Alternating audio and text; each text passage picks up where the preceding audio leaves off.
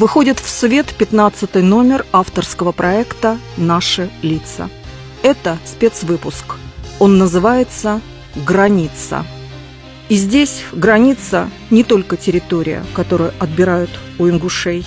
Это граница терпения, граница надежды, граница допустимого. То, что сегодня происходит с ингушской землей, похоже на какой-то дьявольский эксперимент и выходит за рамки человечности. Тема настолько больная, что давать оценки рано. Пусть этим займутся историки, но мы не смогли остаться в стороне и дали слово самим ингушам, по-честному, без купюр.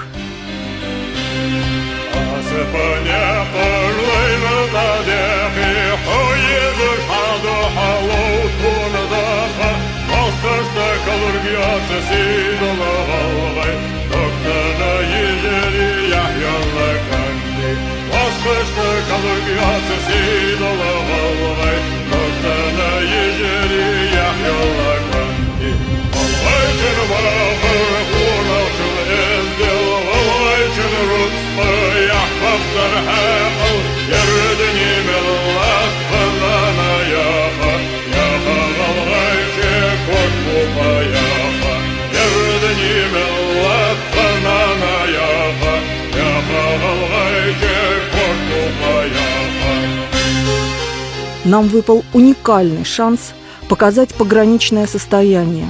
Неблагополучие уже есть, но сейчас все еще поправимо. Еще немного, и будет поздно, случится беда.